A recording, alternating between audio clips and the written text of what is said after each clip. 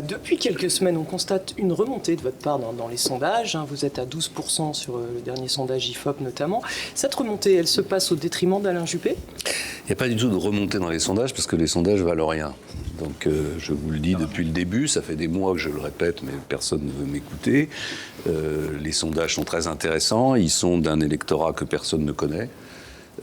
Et ma conviction, c'est que depuis des mois, il y a un très grand écart entre cette manière d'analyser l'opinion et puis ce que je ressens de tous les indicateurs dont je dispose sur le terrain. Donc je constate avec satisfaction qu'il y a une dynamique de progression, mais je pense que les chiffres eux-mêmes ne représentent pas grand-chose. Voilà, donc à partir de ce moment-là, je ne peux pas vous dire si c'est au détriment d'Alain Juppé ou de Nicolas Sarkozy.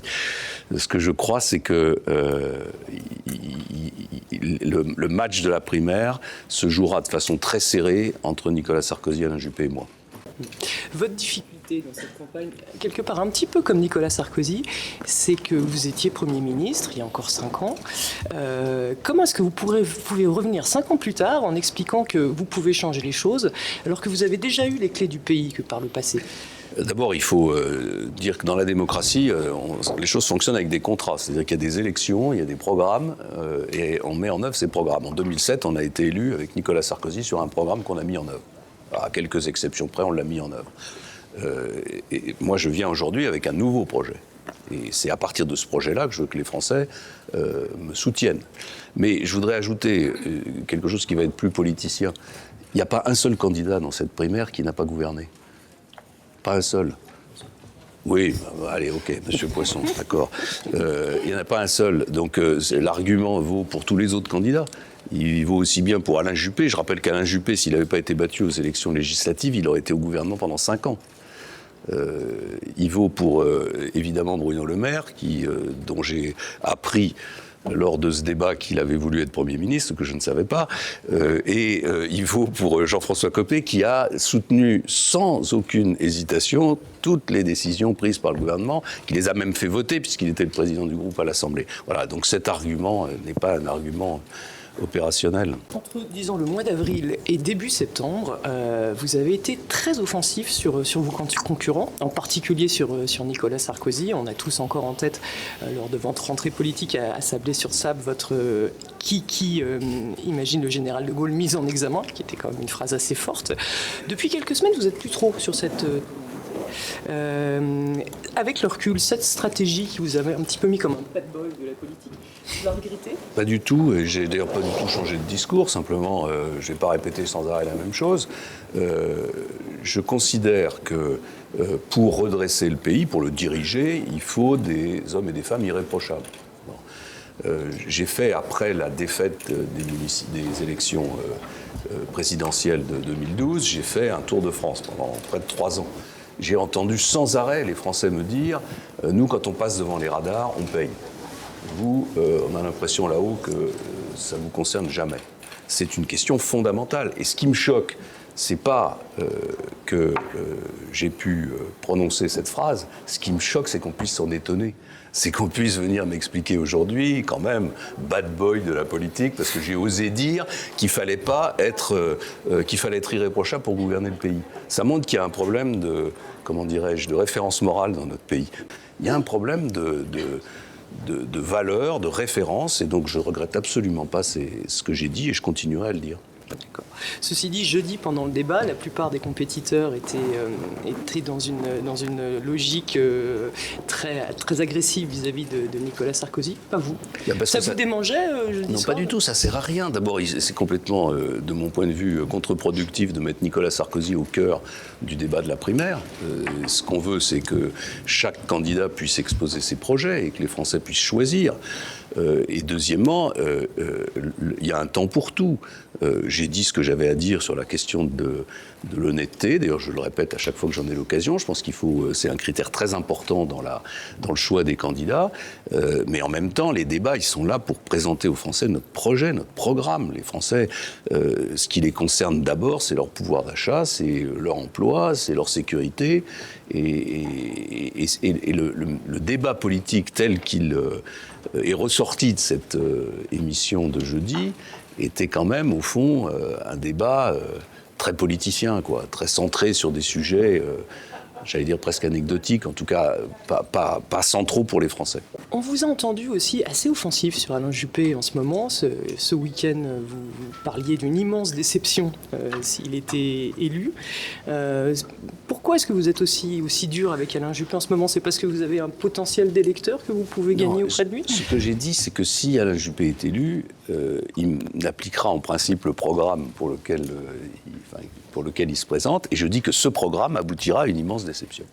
Parce que ce programme n'est pas de nature à provoquer le choc suffisant pour changer les conditions pour opérer une transformation économique et sociale du pays. Alain Juppé, d'ailleurs, en fait profession. Il dit la France est fragile, il ne faut pas la traumatiser, il faut conduire les réformes de manière très prudente. Par ailleurs, il négocie avec d'autres formations politiques auxquelles il donne d'une certaine façon des gages dans la construction de son projet. Je comprends parfaitement cette démarche, mais je lui dis, cette démarche conduira à une déception parce qu'il n'y aura pas de changements radicaux dans le paysage économique et social français. La question, elle est simple, c'est est-ce qu'on veut atteindre le plein emploi ou pas ? Est-ce qu'on veut commencer vraiment à enclencher une réduction de la dépendance de notre pays à l'égard de la dette ou pas ? Et après, il y a un troisième sujet sur lequel j'ai de grosses différences de conception avec Alain Juppé, c'est la politique étrangère. Mais rien que sur les questions économiques et sociales, son programme va dans le bon sens. Je ne peux pas dire que c'est un programme qui est à rejeter. C'est pas l'élection d'Alain Juppé qui provoquera la déception. C'est son programme qui ne sera pas en mesure de redresser le pays. Et c'est ce que je dis depuis des mois et des mois. Voilà, je ne change pas de discours. La semaine dernière, Valérie Pécresse a annoncé qu'elle soutenait Alain Juppé. Au prétexte notamment qu'elle estimait que vous n'aviez pas ou aucune chance de l'emporter. Pour vous, c'est une trahison ? Non, j'emploie pas ces mots-là, mais je suis déçu, évidemment. Je suis déçu, je pense qu'elle se trompe, parce que justement, je serai au second tour. Mais j'emploie pas ces mots de trahison qui sont monnaie courante dans le langage politique, comme si, au fond, on était dans des clans, avec des règles de type clanique. Voilà, chacun est libre d'avoir ses opinions. Je constate simplement que Valérie Pécresse disait il y a peu de temps qu'elle pouvait hésiter entre Nicolas Sarkozy et François Fillon, mais certainement pas aller vers Alain Juppé, qui ne correspondait en rien à ses convictions. Donc je note qu'il y a eu des évolutions. Donc ça vous a surpris ? Surpris, non, parce que je vois bien qu'il y a, et d'ailleurs ça ramène au débat sur les sondages, c'est-à-dire qu'à partir du moment où tous les matins on présente Alain Juppé comme étant l'immense favori de cette primaire, ça finit quand même par peser un tout petit peu sur les esprits.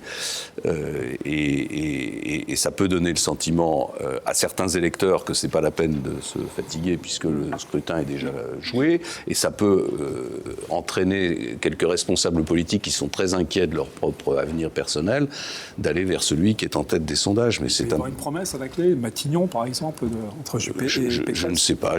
Je sais simplement que Valérie Pécresse avait fait toute sa campagne des régionales en expliquant qu'en aucun cas elle ne serait au gouvernement dans le prochain quinquennat.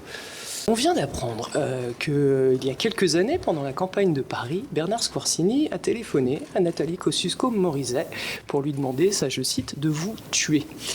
D'où une conversation assez sympathique entre les deux. C'est un scandale.